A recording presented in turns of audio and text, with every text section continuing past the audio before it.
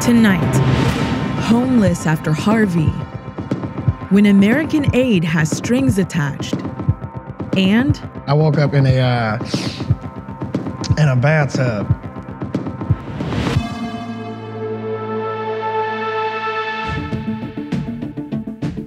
the Federal Office of Refugee Resettlement is trying to block a woman known as Jane Moe, an undocumented 17-year-old immigrant, from getting an abortion.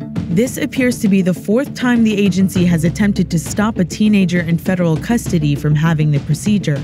In October, Jane Doe became the first pregnant undocumented teen to sue the Trump administration over abortion access and win. A court ruled in her case that the agency couldn't block her from having the abortion. The ACLU has represented all four teens, including the latest case. In a statement to Vice News, the government said Jane Moe could either self-deport or find a suitable sponsor to become her guardian. If she chooses not to, then the government says it isn't required to facilitate the abortion, quote, out of concern and responsibility for the mother's best interests. More than 300 people have been arrested across Tunisia in response to protests against price and tax hikes by the government. Since the demonstration started on Sunday, one person has died and dozens of police officers have been injured. Most of the people taking to the streets are young and unemployed, or students who are angry about the state of the country's economy. The protests are expected to continue over the weekend. Walmart made a cheerful announcement this morning that thanks to the Republican tax bill, the company would be raising wages for American employees, handing out bonuses, and expanding benefits. What Walmart didn't say so loudly is that it's also closing 63 Sam's Club stores, some as soon as Thursday, a move that could eliminate more than 10,000 jobs. The Trump administration is moving to allow states to impose work requirements for certain Medicaid recipients. Medicaid uses a partnership between the federal government and states to provide health care to lower-income people. Trump's Medicaid director sent a letter today to state directors, allowing them to test out initiatives that require able-bodied enrollees to have a job or participate in so-called community engagement activities if they want benefits.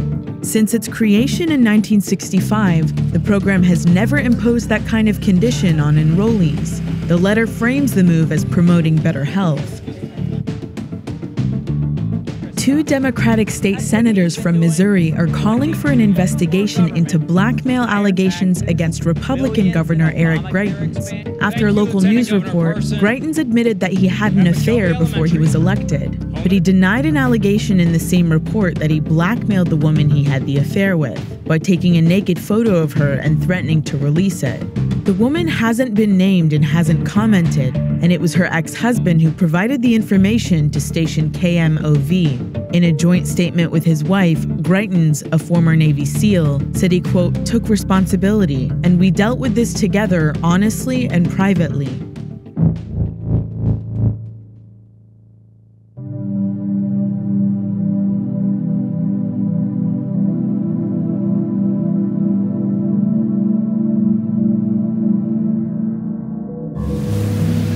More than 4 months after Hurricane Harvey, 10,000 families are still displaced from their homes. They've all received at least some financial help from the federal government. But one crucial form of support families have been relying on is set to expire next week. A FEMA program that allows survivors to live in hotels cost-free. And without it, some families aren't sure where they'll go next.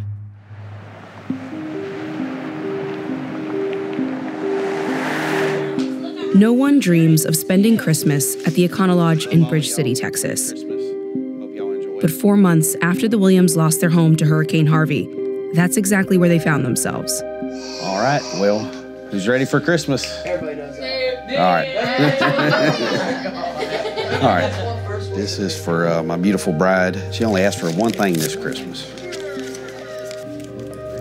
A lot of stuff got destroyed with the storm and the flood and everything. We wanted to replace some of those things lost. It's so funny! Lady called it. Terry, Crystal, 4 kids, 2 nieces, and 4 other relatives are one of 10,000 families in Southeast Texas taking part in FEMA's Transitional Shelter Assistance Program. A boat rescued them from their Vidor, Texas home on August 30th. I'm usually up about 5:30 in the morning cooking breakfast for everyone, sausage and bacon and gravy and biscuits and eggs, and then we'll eat breakfast and then we'll get up and they'll open their presents. But this year it's kind of different because we don't have a kitchen where I can do that. So. FEMA finally inspected their home and declared it unlivable in October. The government has covered their motel costs since the fall, but unless officials authorize an extension, it expires on January 16th. And FEMA isn't Santa Claus. Kurt Pickering is a spokesman on the ground in Houston. Now, one bit of confusion that often comes up right here is FEMA's mission is not to put things back the way they were. That's what insurance is for and why people should have insurance. What do you have to say about what FEMA's role should be in their lives and what they can do to get back on their feet? Our role is to get them through the emergency. What the heck does that mean? That means they're in a safe, sanitary, functional home. Aid ranges from shelters and mobile homes to financial compensation. But before you get anything, everything hinges on a 15-minute FEMA home inspection. This is your dining room, sir? Yep, this was my dining room. The dining room table was there. I moved in the furniture from the deck.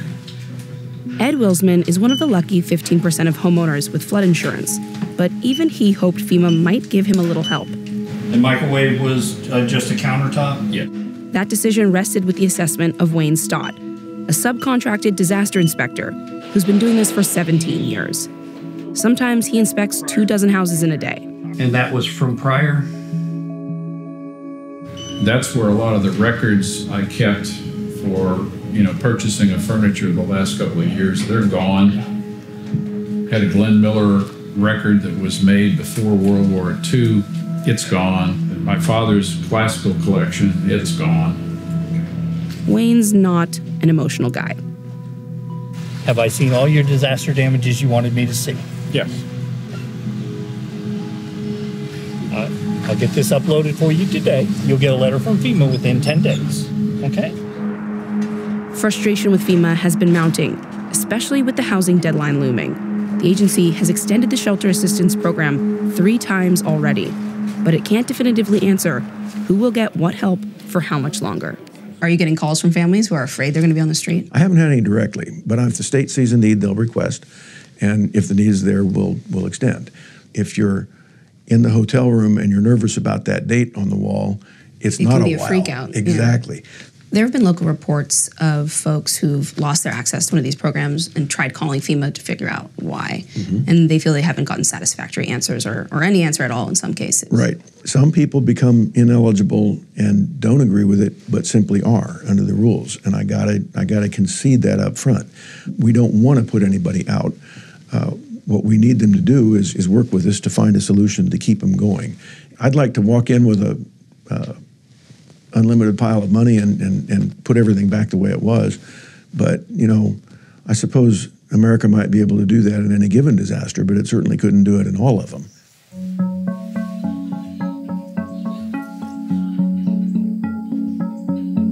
Six and a half to 7 feet of water in our house. Yeah, no joke. This was one of the worst flooded areas of Harvey. After a single brief house inspection, FEMA only paid the Williams a fourth of the value of what they lost in what was once a $117,000 home. The Williams family needs the hotel program extension. Were you surprised by how quickly they came in and Yes and no. I was surprised, and it kind of was heartbreaking because we waited a month and a half it was like you were waiting for that big punch or that big gift, something big to help you. And then but I understood his point. Once he saw that, there was no need really, it's done. Your house is a loss. What did he tell your family to do? Our task was to hang in there and stay in touch with FEMA and wait for the next step. We're coming up on the deadline right now for the hotel program. What does that mean for your family? It means that, more than likely we'll have to reach out to other family members or come up with a different plan. It has been kind of a comfort and safety blanket knowing FEMA has continued extending it to allow us more time to try to find out more answers or the next step. I'm going to hope for the best and that they will, and if not, we will figure out a plan and survive. Lord, we want to thank you again for another wonderful year, and we are very grateful. In Jesus' name, amen. Amen.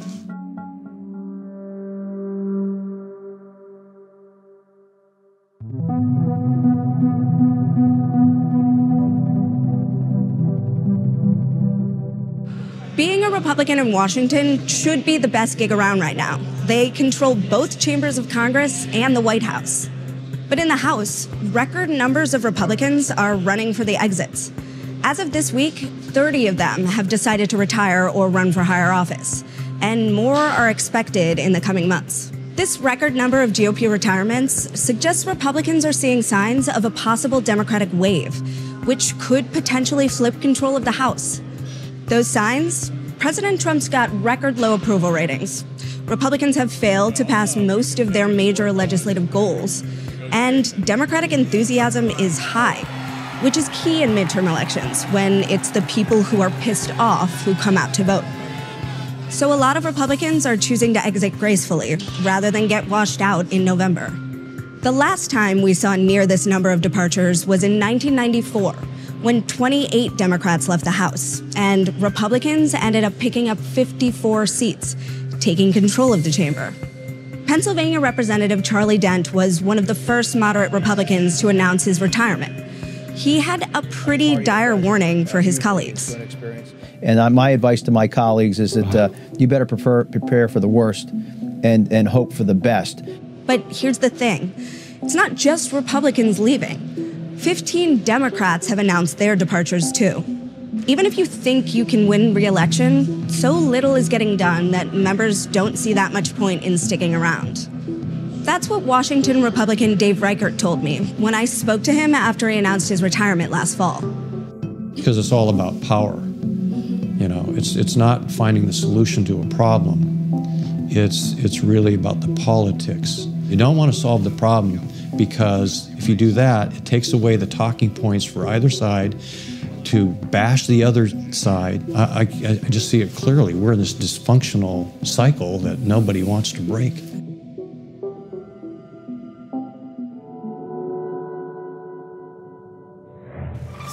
Uganda has the 10th highest prevalence of HIV in the world, with 151 new infections each day. Even so, the country has made significant progress fighting the disease. The annual number of AIDS-related deaths have dropped from about 92,000 in 2004 to 28,000 in 2016. And last year, Uganda made a bold commitment to end AIDS by 2030, the first pledge of its kind for any country in Africa or the world. But now that goal may be out of reach because of cuts in funding from its biggest donor of health aid, the United States. Next is the policy in regard to Mexico City. Like the 3 Republican presidents before him, President Trump reinstated the global gag rule. It requires foreign NGOs to agree not to, quote, perform or actively promote abortion in order to get U.S. support for family planning services. But Trump's version goes a step further to say that groups who don't comply will also lose support for nearly all global health programs, including those for HIV and AIDS.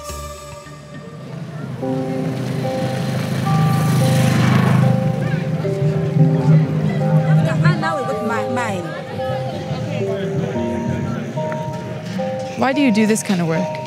I have a family to take care of, and I have no any other job that I can get.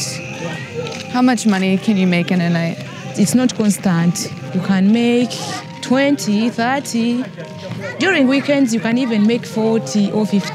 So anywhere from like $6 to $12 US. Yeah. Sex work in Uganda is illegal, but single mother Monica Nibira feels this is the only way she can support her 2 kids. What's this?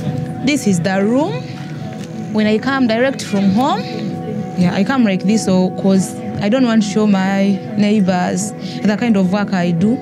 So I come with my changing clothes in the bag. After changing, I go to the hotspot. I start looking for clients.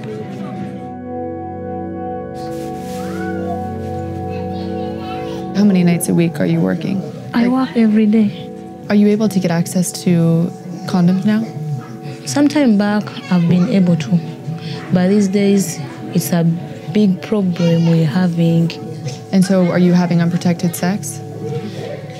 Well, we try our level best so that we can get, because unprotected sex is not safe. About HIV, I'm negative, but I do have STIs, and getting the medicine is not very easy. Are you concerned that you're spreading your STIs to your clients? Without condoms, they can get it. Yeah, so that's why I try my level best to see that I get condoms. When did you notice that you couldn't get access to condoms anymore? Something like 5 months back. Yeah. To get condoms, Monica relies on an organization called Reproductive Health Uganda. They're part of the International Planned Parenthood Federation, who refused to sign the global gag rule. As a result, over the next 4 years, they estimate they'll lose $100 million in global funding and distribute 70 million fewer condoms. Dr. Peter Abembe is the director of programs for RHU. What are the effects of this policy being put into place? It's affecting the work we do.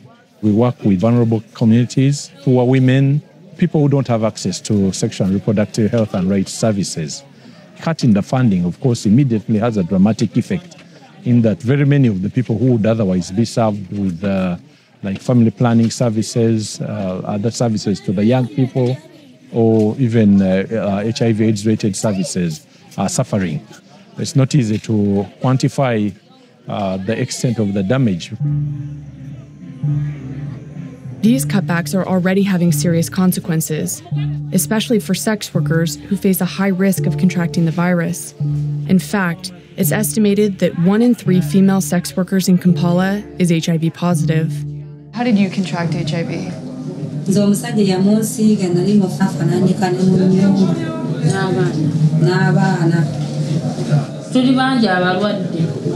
Are you concerned that you're spreading your HIV to your clients? Are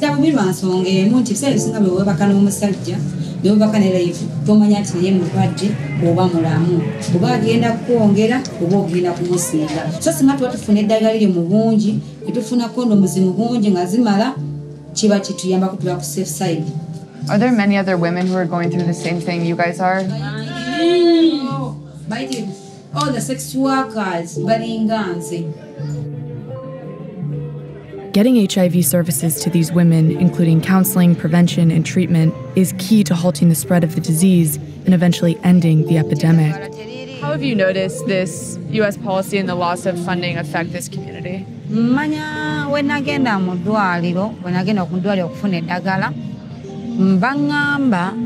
eddagala balina ttono kati ne mbanyonnya ne bambuuza wajova ne mbagamba ndi sex worker ne bangamba temwe ba sex workers abakola kuba mu muzunzo obulwadde.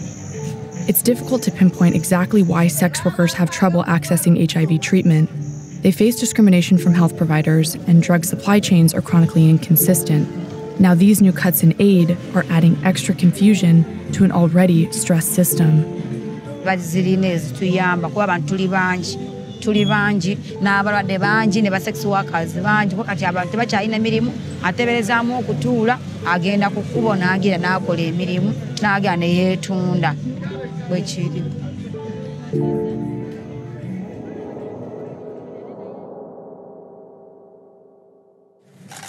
The new U.S. ambassador to the Netherlands, Piet Hoekstra, spent his first official day on the job getting destroyed by the Dutch press. At a conference 2 years ago, Hoekstra said, falsely, that Muslims in the Netherlands were burning cars and politicians. It's called the stealth jihad. Dutch reporters have been working together to try to get Hoekstra to explain what he meant. Are politicians being burned in the Netherlands in the past? Is that something you believe, yes or no? I'm not revisiting the issue. This is not how this works, guys. This is the evidence. You have to answer questions. Please. The video has been a huge hit on the left, and it has some Americans wondering, why can't political reporters in the United States pull off the same thing? If you were one of the shut-ins watching today's White House press briefing at home on C-SPAN, you got about as close to a Hoekstra-style gang-up as you're gonna get. Reporters from different outlets hammered White House Press Secretary Sarah Huckabee Sanders over and over and over again about the same topic. Sarah, if there was no contradiction between the president's tweet this morning and official White House policy, can you tell us why his first tweet sparked off a flurry of activity? I think there's a flurry of activity at the White House every day. And many people are interpreting that first tweet from the president to mean he didn't actually know how FISA works, and for that matter, that he wasn't familiar with his own administration's policy. We weren't confused, but some of you guys were, and we wanted to make sure you knew the White House position. There's this fantasy that plays out under every administration. Political opponents of the president imagine the White House press secretary being reduced to ash under laser-focused questions from reporters about the same topic. They might not get an answer, but they might get that image of Sarah Huckabee Sanders defeated and bewildered, stumbling off stage like Pete Hoekstra in Holland. That's not gonna happen. And that's because of how the White House briefing works. Julie Mason covered the White House for 10 years. First for the Houston Chronicle, and then for Politico. Now she hosts a radio show about politics and the press. When I first saw this Hoekstra video and heard people clamoring for the White House press to copy it, I had to call her up. Certainly during the Bush administration, when we were getting stonewalled on the war in Iraq, there's a lot of discussion among the White House press corps about doing something like that. We could never pull it together, and there are a lot of reasons why. Why? For one thing, the White House press corps is incredibly competitive. We all go in there with different news agendas. You're going to waste your question following up on another reporter's question. But the point of the briefing, it's 20 minutes to an hour out of a very long workday, and it's not where journalism begins and ends. It's just a slice of the news gathering process, and it's not there to make people feel good at home.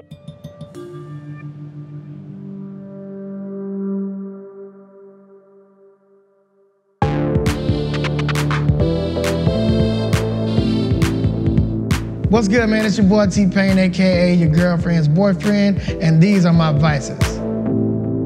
So we can go more in depth on things. Thank you. Wow, that's a lot. I went to Amsterdam, and they had the biggest cognac menu I've ever seen in my life. I mean, they set shit on fire in there. They'll do like magic tricks with the shit, and I was like, so I want everything. Give me all this. I want to try everything that you say. I don't remember anything else. I woke up in a bathtub. All right, good stuff.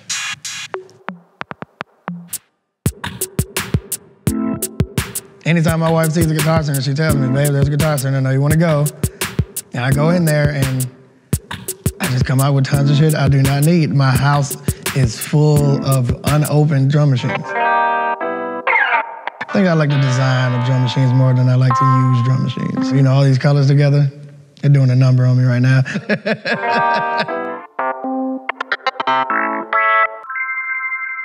Like rappers are supposed to take themselves serious enough to where they don't involve themselves in fantasy worlds. And what are you, a child? On a normal day, I can easily set in a solid 16 hours. Anybody's watching anybody play video games, the non-gamers would tell them, that's so stupid, you're watching people play games like that, you look dumb. And then immediately go in the other room and watch football players play games. And you're not playing football, you're watching people play football. I had to step back because I was chasing hits, and I paid so much more attention to that, I stopped paying attention to my family. I had to dial it back. I had to like, wait, what? Which one's more important? That was the dumbest shit I done did in a lifetime. So that's more what drove the whole hiatus than anything else. Oh God. This is the first time I'm saying this out loud. It's crazy. My alter ego, Teddy pinned her ass down. That sounds mega rapey. Teddy pinned her ass down? Oh, that sounds crazy right now. It's not like I just pin chicks down. Not Harvey Weinstein. We gotta. Don't sign. Just do it. If you got good music and they want to sign you, that means you have something. Keep doing your music that you're doing. These fans out there and these people out there will make you famous as you want to be, and you'll make that money, and you'll be able to keep it. You know, even with the $600,000 they gave me, I had to pay it back. I didn't know that when I signed that fucking paper. I didn't say that part. I don't think we develop these vices like willingly. You slip into it. It's an addiction. You think we can just stop doing what we're doing? These are things we love. Should have did sex. I feel like sex is a vice of mine too.